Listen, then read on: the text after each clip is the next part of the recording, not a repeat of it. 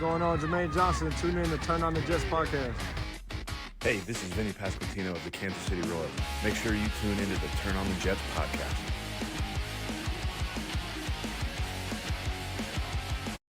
What's going on, everybody? Welcome back to the Turn on the Jets podcast. I'm your host, Will Parkinson, at WillPod11 on Twitter, Instagram, and TikTok, all 32 TOJ Talks.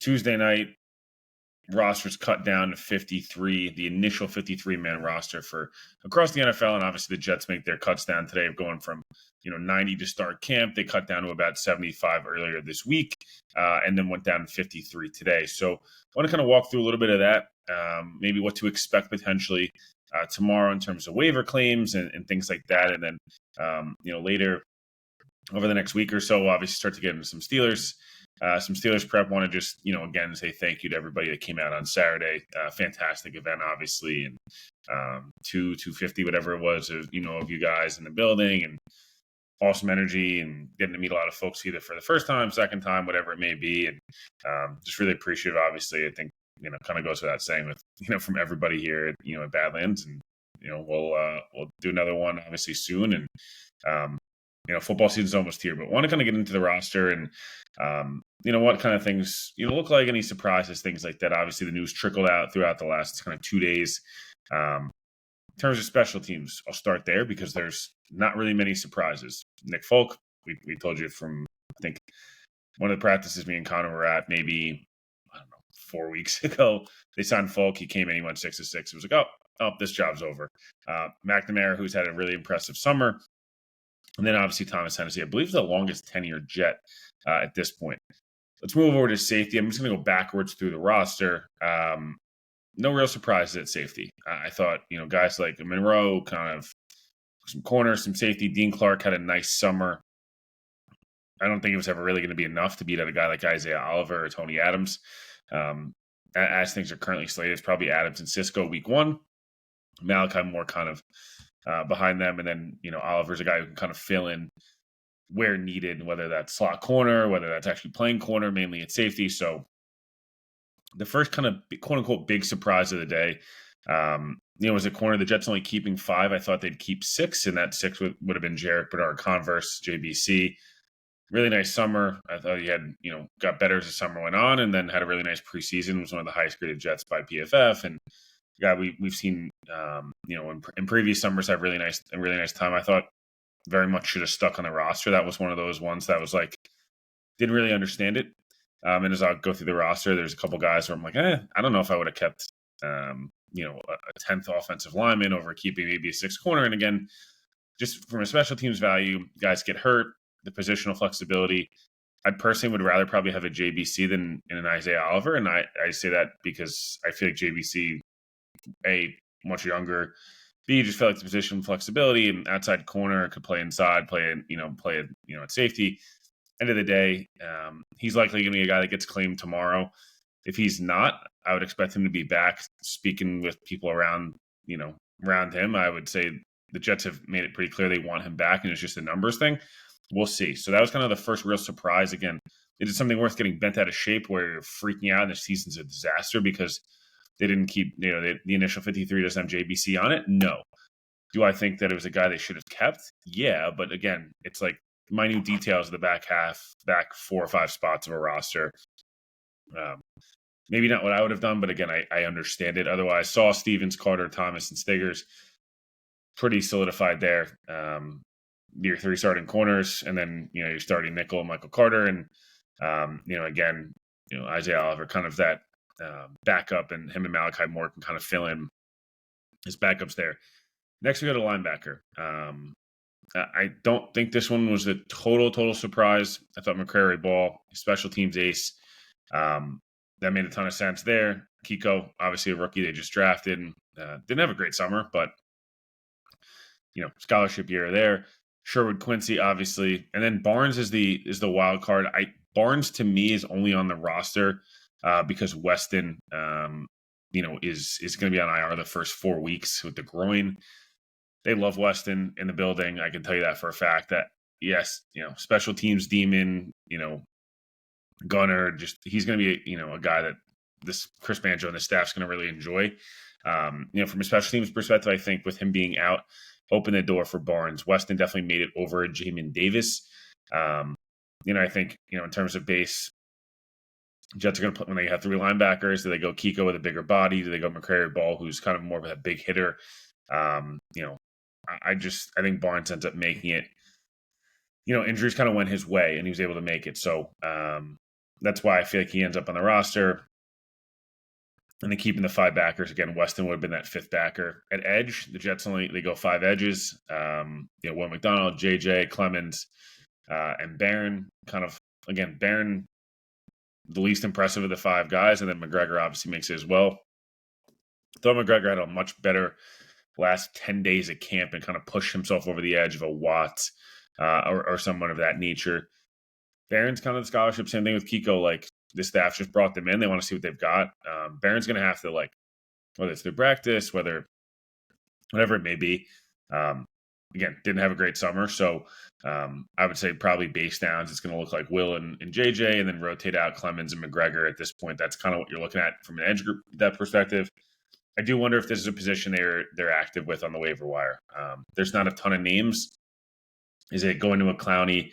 Is it going to a Zadarius Smith? Do those guys want to play for contenders? Do they want to make more money? Where's their head at?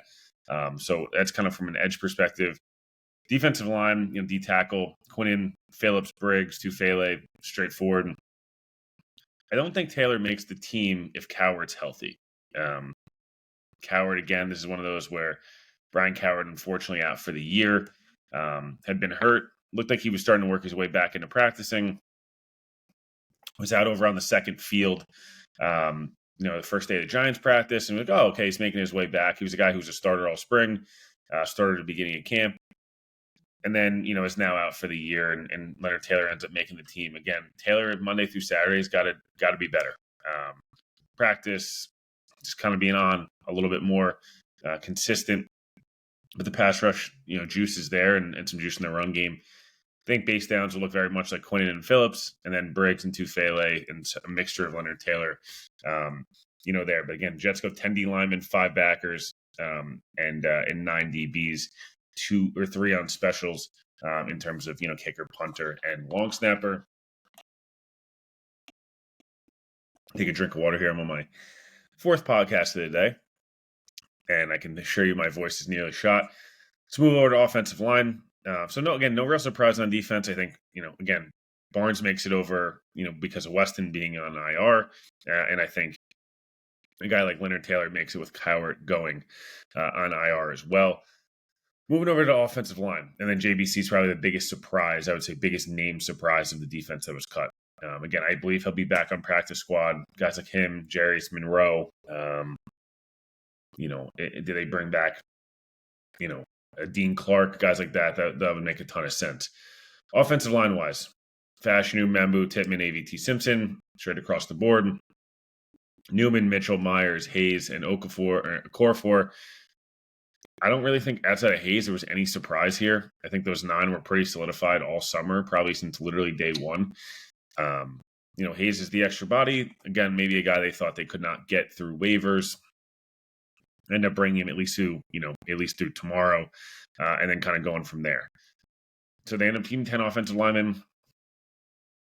We'll see if that's 6. I wouldn't personally like to see the Jets go after a Willie Lampkin. Rams end up, waiving him.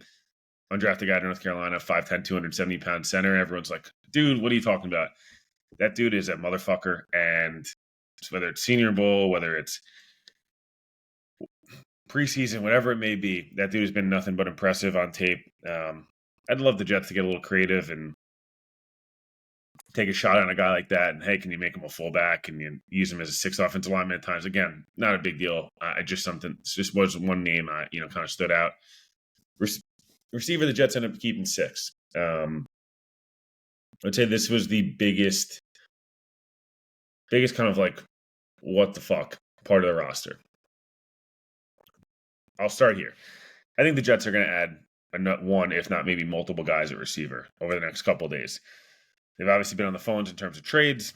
I think they'll be active in the waiver wire. I think cuts, free agents, there's a lot the Jets can do or try to do over the next couple days. To keep Wilson, obviously, Reynolds and Johnson and Arian Smith. Those were the first four. Those were kind of no doubters. I think everyone was kind of curious what was going to happen with Lazard. Thought maybe the Jets would try to stash Lazard on a short-term IR. They don't do that. Glenn talks about him being healthy for week 1. We'll see there. Now you're up to 5. And now it's like, okay, Lazard back, Brandon Smith's probably out, Skinner's probably out. Again, both guys far outplayed Lazard this summer, and especially Brandon Smith, was running with the ones at times and was far outplaying him. But again, contract veteran status, the whole 9 yards. You know what Lazard is. A lot of coaches seek floor, and they end up going with Lazard there. Then it comes down to Pritchard versus Gibson. And look, I'm not saying Pritchard's a perfect player. In a lot of ways, he's very similar to Xavier Gibson, but he's younger.